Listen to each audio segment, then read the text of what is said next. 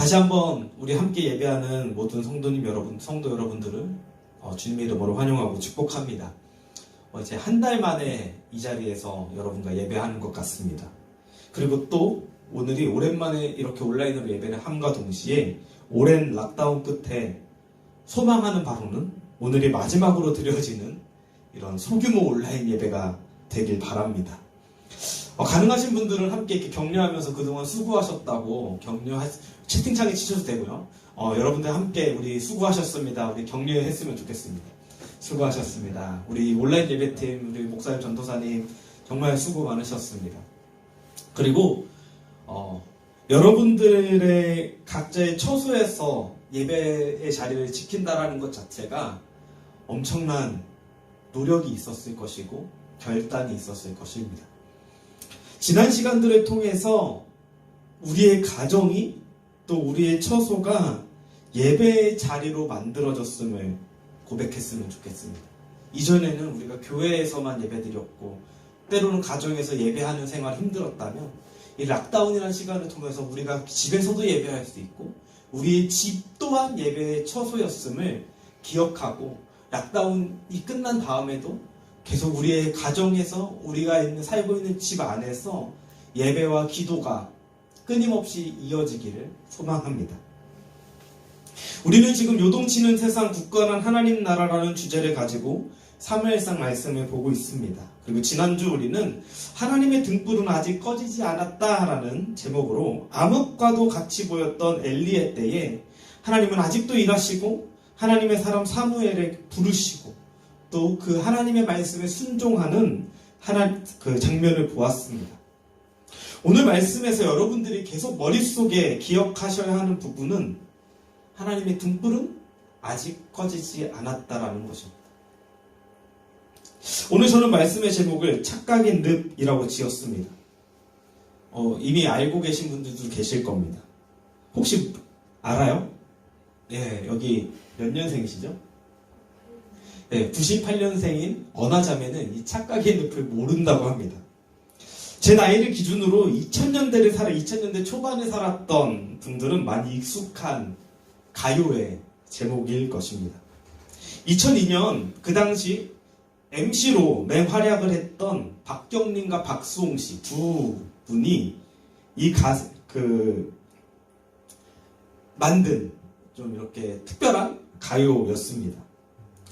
가사의 내용은 주변의 남자들이 자신을 좋아한다는 착각의 늪에 빠진 한 여자에 대한 이야기였습니다. 착각이 무엇인가요? 바로 어떠한 내용이나 상황을 실제와는 다르게 스스로 생각하는 것입니다. 제 개인적인 이야기를 잠깐 하자면은 제가 2주 전이죠. 줌으로 저희 금요예배를 드릴 때 그 전날 목요일 날 저희 리더들하고 같이 하는 줌에서 하는 성경 공부와 미팅이 있습니다. 그 시간이 8시. 근데 제가 금요예배 시간을 8시로 착각하고 있었던 거예요. 그래가지고 7시가 되기 6시 한 45분쯤 됐는데 저는 아직 1시간이나 더 남았네 그러고 여유를 부리고 있었어요. 근데 제 여자친구가 문자가 와서 7시 예배지 잘 드려 이렇게 문자가 와가지고 그때 엄청 깜짝 놀라서 막 들어갔어요. 막 처음 해보는 PPT도 있었고 막 당황을 했던 기억이 있습니다. 착각했던 거죠. 시간을. 실제와는 다른 나만의 생각 속에서 있는 것을 착각이라고 합니다. 그런데 제가 오늘 말씀을 준비하고 제목을 생각할 때 착각과 늪이 너무 잘 어울린다고 생각했습니다. 왜냐하면 우리는 많은 경우에 착각할 수 있습니다. 길을 착각할 수도 있고 또 가끔씩 내가 세상에서 제일 잘 나간다고 착각할 수도 있습니다. 하지만 착각이었다라는 것을 깨닫거나 누군가 야 너 지금 잘못 알고 있어 라고 알려준다면 우리 일반적으로 정신을 차려야 돼요. 그 착각에서 빨리 헤어나와야 됩니다. 근데 늪이라는 이미지는 어떻습니까? 늪에 가보진 않았어요. 근데 영화나 여러 가지 미디어를 통해서 우리가 생각하고 있는 늪이라는 개념은 한번 빠지면 스스로 힘으로 나올 수 없고 빨려서 결국엔 죽게 되는 그 늪. 그 이미지가 떠오릅니다.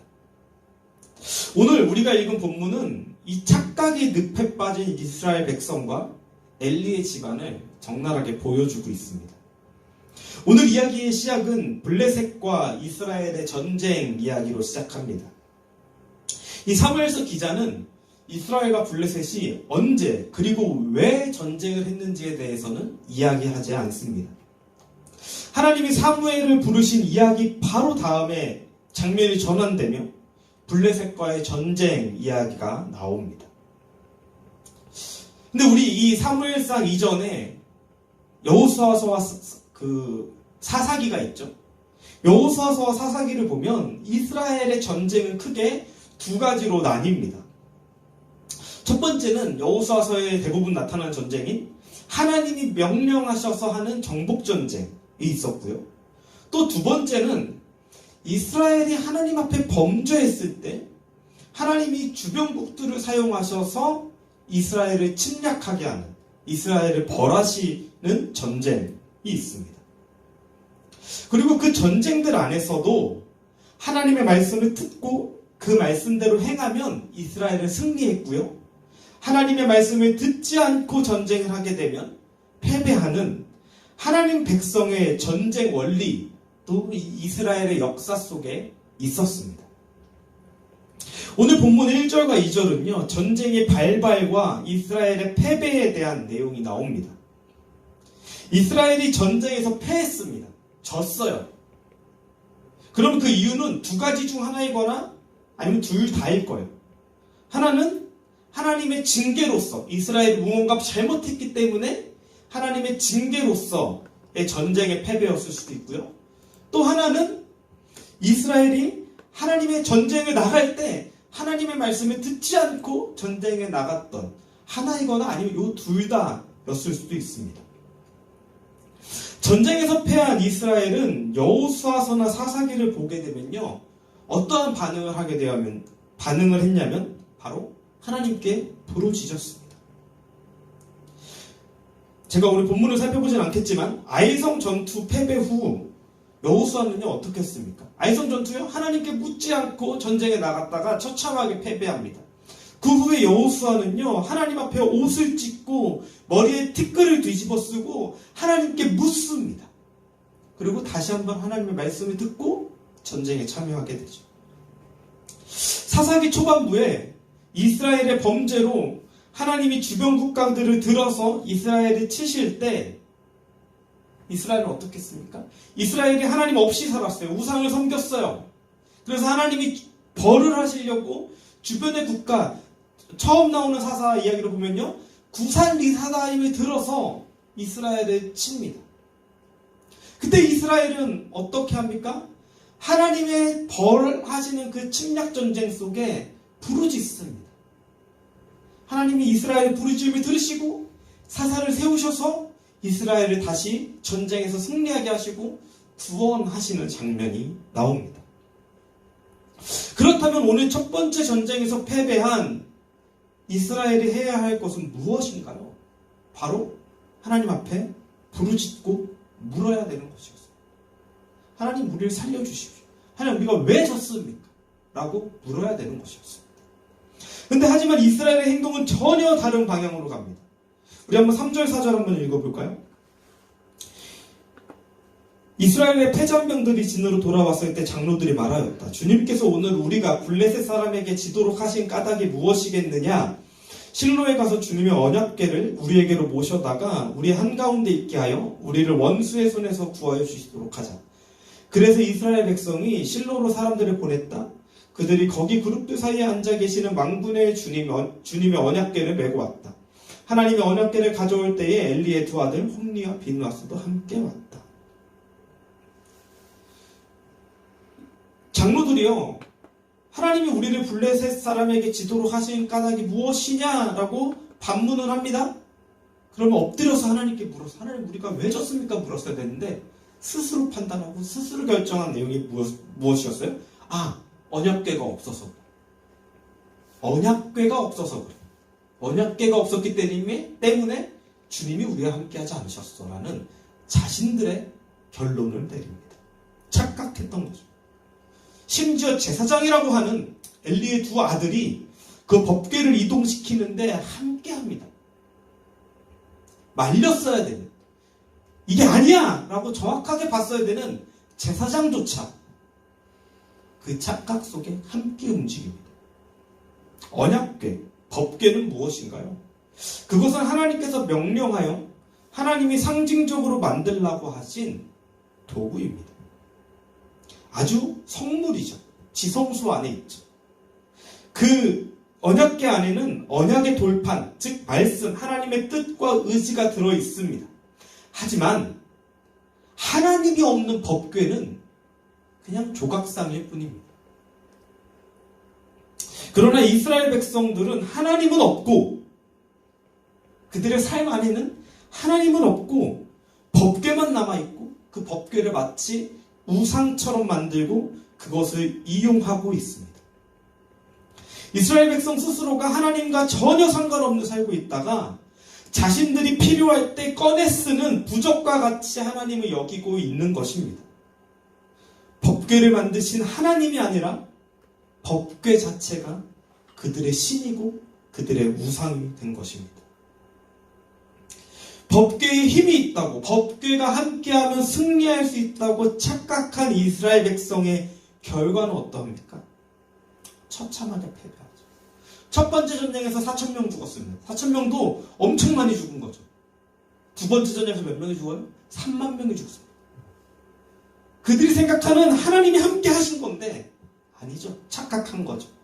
하나님 없는 한 조각상만 함께 한 것입니다. 두 번째 전쟁의 모습을 보면요, 저는 오히려 블레셋이 더 멋있어 보이기까지 합니다. 막 무서워서 떨다가, 야, 담대해. 너네 히브리인들의 종 될 거야? 맞서 싸워! 라고 하는 그 모습 자체가 어쩌면 블레셋 군인들이 더 멋있어 보이기까지 합니다. 이스라엘은 블레셋에 패배하고 법궤는 빼앗기고 엘리의 두 아들은 죽임을 당합니다. 착각에서 헤어나오지 못하고 늪에 빠져서 죽은 이스라엘의 모습입니다. 장면이 전환되죠. 이스라엘이 전쟁 중에 있을 때 당시 이스라엘의 지도자였던 엘리 이야기가 등장합니다. 국가는 전쟁 중에 있고 본인은 사사로서 그 전쟁에 어쩌면 일반적인 사사들, 우리가 존경하는 사사들은 최선봉에 서서 이스라엘을 구원했어야 되는, 물론 여기 엘리의 나이가 나오죠. 하지만 그는 무엇을 했죠? 하나님의 궤를 내어주고요, 자신의 두 아들도 전쟁에 참여하고 있는 그 시간에 엘리는 자기의 의자, 제가 2주 전에 설교했던 그 키세, 자기의 왕좌에 앉아 있습니다. 그리고 앉아서 기도하는 것이 아니라 하나님의 궤를 보내놓고 두려움에 있었어요. 궤가 어떻게 되면 어떡하지? 하나님의 궤가 빼앗기면, 하나님의 궤가 파괴되면 어떡하지? 법궤 안전의 여부에 엘리의 모든 시선은 쏠려 있었습니다. 왜 그랬을까요? 엘리조차 법궤는 자신의 통치, 자신의 권력의 상징이었던 것입니다. 하나님의 함께하심의 상징이 아니라 그 궤가 있어야 자기가 사사로서 힘이 있었던 것입니다. 사무엘서 기자는요, 의도적으로 엘리가 법궤를 걱정하는 모습, 그리고 소식을 듣죠. 어떤 사람이 와서, 베냐민 사람이 와서 통곡하며 옷을 찢고 티끌을 뒤집어 쓰고 있을 때 그에게 소식을 들어요. 어떤 소식을 들어요? 이스라엘이 패배했다라는 소식을 듣습니다. 수많은 이스라엘 사람들이 죽었다라는 소식을 듣습니다. 심지어 자기 아들 둘이 죽었다라는 소식도 들어요. 그런데 오늘 본문 18절에 보면요, 이렇게 말하고 있습니다. 그가 하나님의 궤에 대한 소식을 전할 때 엘리는 죽습니다. 하나님의 궤에 대한 소식, 법궤가 빼앗겼다라는 소식과 함께 엘리는 의자에서 넘어져 목이 꺾여 죽습니다. 사무엘서 기자는 의도적으로 엘리가 법궤를 걱정하는 모습과 엘리가 의자에서 넘어져 죽는 순간, 그 법궤가 빼앗겼다라는 소식과 함께 엘리가 죽는 순간을 연결시키는 것 같습니다. 엘리는 바로 이전에 2장에서는 하나님의 사람을 통하여 무명의 선지자를 통하여 3장에서는 사무엘을 통하여 본인이 듣지 못했던 하나님의 말씀을 전해 들었습니다. 자신의 죄에 대해서 들었습니다. 무엇을 해야 할지 알았을 것입니다. 근데 하나님의 말씀을 들었음에도 불구하고 엘리는 바뀌지 않고 이제는 자신이 사사로서의 역할을 감당하지 못함을 알면서도 끝까지 그는 자기의 의자에 앉아서 그 의자, 그 왕좌, 그 보좌를 누리게 한 것처럼 느껴진 우상처럼 착각한 그 하나님의 법궤의 안위만 걱정하고 있었던 것입니다. 마치 예전에 저는 영화를 다 기억하지 못하지만 그 반지의 제왕에 절대 반지를 손에 넣으면은 그것이 자신의 모든 것을 이루어주는 것처럼 법궤가 자기에게 있어야 자기가 누리고 있던 모든 것들이 유지될 것만 같은 그런 착각을 하고 있던 엘리, 그리고 이스라엘의 패배와 자신의 두 아들의 죽음의 소식에 이어 법궤를 빼앗겼다는 소식에 그는 죽고 맙니다. 착각의 늪에 빠진 엘리의 죽음. 엘리의 죽음 이후 장면이 또 바뀌죠. 그의 며느리 비느하스의 아내 이야기가 등장합니다. 19절을 보면요, 만삭이었던 그녀는 하나님의 궤를 빼앗긴 것과 엘리와 남편의 죽음의 소식을 듣고 충격 속에 해산을 하며 죽어갑니다. 그리고 그의 아들의 이름을 이가봇이라고 짓습니다. 이가봇의 뜻은요, 영광이었다라는 뜻이죠. 언뜻 보면 하나님의 진노의 모습을 엘리의 며느리는 알고 있는 것처럼 보입니다. 이스라엘의 현실을 정확하게 보고 그의 아들의 이름을 이가봇이라고 지은 것처럼 이스라엘에는 하나님의 영광이 없다 이제 그렇게 보여지기도 합니다. 하지만 엘리의 며느리조차 전쟁에서 패배한 이스라엘과 또 직전에 죽은 엘리와 같은 착각의 늪 속에서 살고 있던 사람이었습니다. 그것은 오늘 본문 21절과 22절에 잘 나타나 있습니다. 한번 읽어볼까요? 그 아이의 이름을 이가봇이라고 지어주며 이스라엘에서 영광이 떠났다 하는 말만 남겼다. 하나님의 궤를 빼앗긴 데다가 시아버지도 죽고 남편도 죽었기 때문이었다. 거기에다가 하나님의 궤까지 빼앗겼기 때문에 이스라엘에서 영광이 떠났다고 말했던 것이다. 마치요, 이 사무엘서 기자는 하나의 그 제3자 입장에서 이들의 삶이 얼마나 형편없는 삶인지를 서술하고 있는 것 같습니다. 이가봇이라고 지은 이유가 첫 번째가 하나님의 궤를 빼앗긴 데다가 21절에요. 하나님의 궤를 빼앗긴 데다가 시아버지도 죽고 남편도 죽었기 때문에. 엘리가요, 자신의 왕좌에 앉아서 얼마나 좋은 삶을 누리고 있었을까. 그의 아들 둘이 성전에서 그렇게 범죄를 하면서 하나님의 것을 훔쳐먹고 범하고 하면서 그 집안이 이스라엘 안에서 얼마나 호화로운 사치스러운 삶을 살고 있었을까요? 근데 모든 게 한순간에 무너지고 있습니다. 엘리의 며느리 비느하스의 아내는요, 하나님의 궤를 빼앗긴 거가 자신의 삶에 무너지는 것처럼 이제는 내 삶에 영광이 없다. 이제는 하나님의 영광이 없다. 하나님의 궤를 빼앗겼고 시아버지도 죽었고 나를 지켜주던 시아버지도 죽었고 나를 지켜주던 내 남편도 죽었고 이제는 아무것도 남지 않아. 그래서 영광이 없다 라고 말하고 있는 것 같습니다.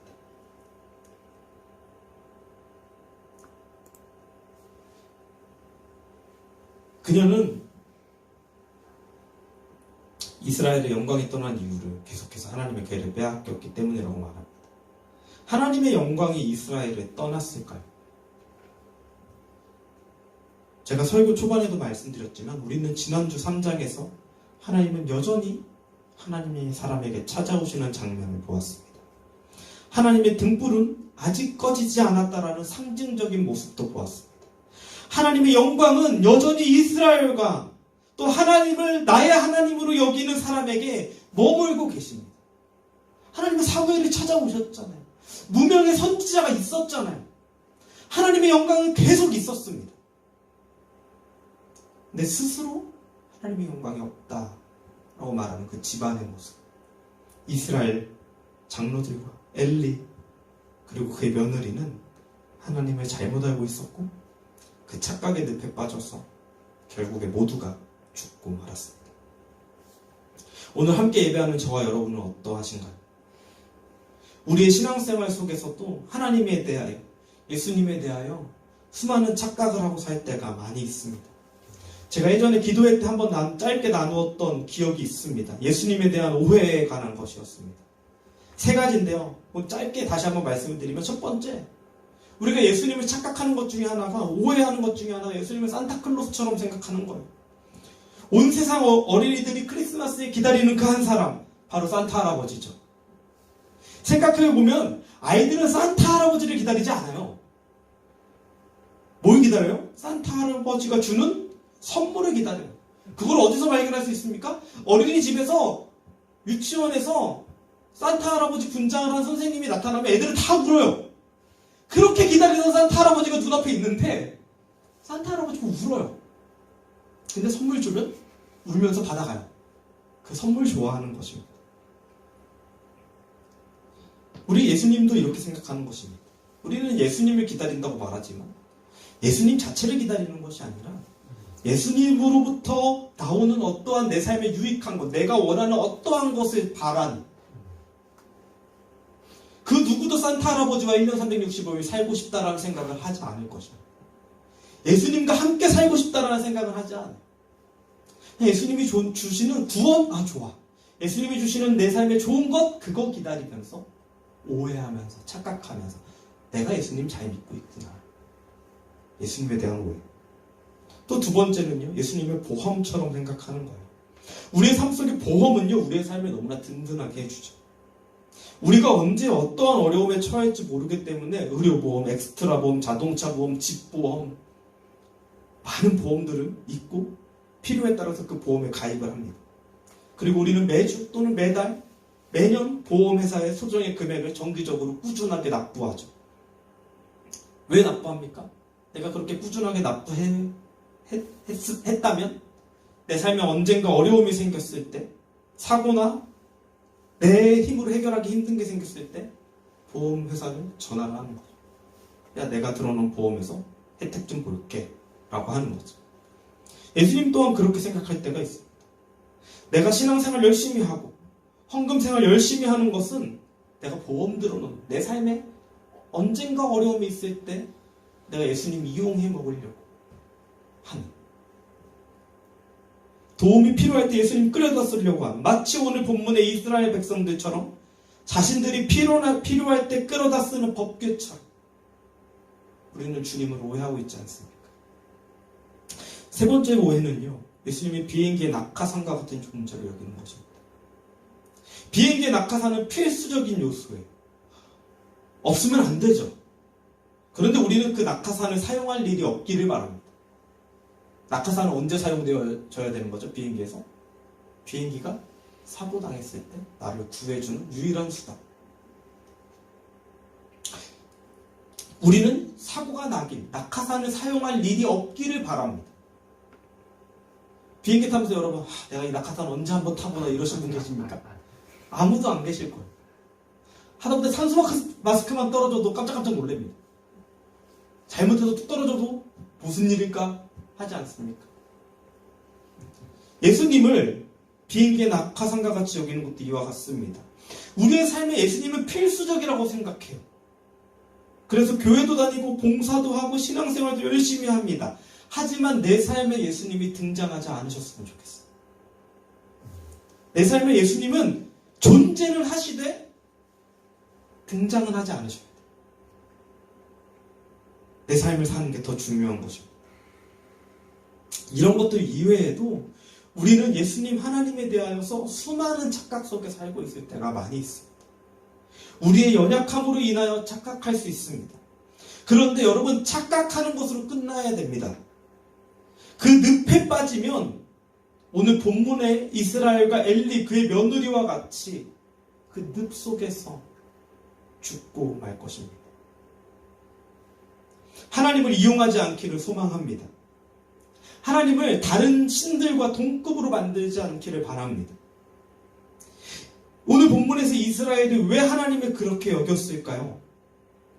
아마도 하나님의 나라를 살아내지 않고 주변에 보기에 좋아 보이는 국가들을 바라보며 그렇게 되기를 원했던 것 때문이 아닐까요? 주변의 국가들을 보니까 바알이 있어요. 멋있어요. 뭔가 풍요의 신이래요. 다곤이 있어요. 아세라가 있어요. 멋있는 신전이 있고 신상들이 있어요. 하나님의 괴는 고작 실로의 천막 안에 있었어요. 그들이 비비려고 했던 거, 쟤네들은 바알, 다곤, 아세라 엄청 멋있는 조각상들이 있는데 우리는 무슨 조각상 없나 하고 본 게 뭘까요? 바로 법궤. 이것도 조각상.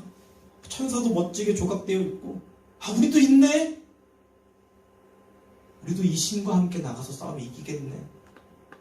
그렇게 착각했던 것입니다. 나중에 사무엘상 8장에 보면요, 이스라엘이 왕을 달라고 하는 이유도 거기 있어요. 주변국들 왕들처럼 우리도 왕이 있으면 좋겠습니다. 하나님이 왕이신데 끝까지 하나님을 모르고 있는 겁니다.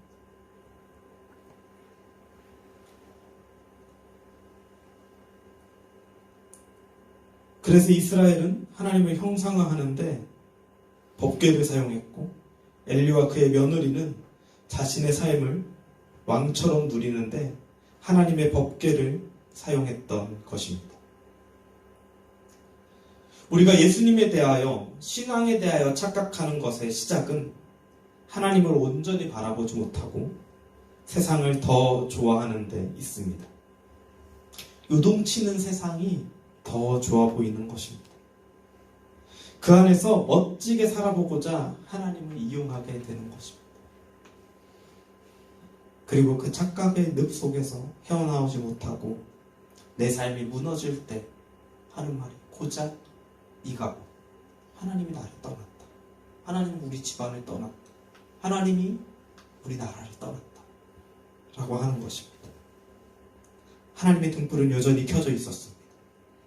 하나님의 영이 떠난 것이 아니라 착각의 늪 속에서 하나님을 보지 못한 자의 최후일 뿐입니다. 오늘 이 시간 기도하면서 우리의 모습을 점검해 보길 원합니다. 내 삶의 하나님은 어떠한 분이신가? 나는 착각의 늪 속에 살고 있지 않나? 하나님을 우상화시키고 있지 않은가? 그리고 기도합시다. 주님, 요동치는 세상을 보는 것이 아니라, 멋져 보이는 세상을 보는 것이 아니라 굳건한 하나님의 나라를 보기 원합니다. 지금도 일하시는, 여전히 켜져 있는 그 하나님의 등불을 보기 원합니다. 여전히 말씀하시는 하나님의 음성을 듣기 원합니다. 주님, 내가 여기 있습니다라고 사무엘과 같이 고백하기 원합니다. 순종하기 원합니다. 혹시 우리가 착각의 늪 속에 빠져 있다면 주님, 나를 구원하여 주십시오. 깨닫게 하여 주십시오. 우리 오늘 이 밤에 찬양하고 기도했으면 좋겠습니다.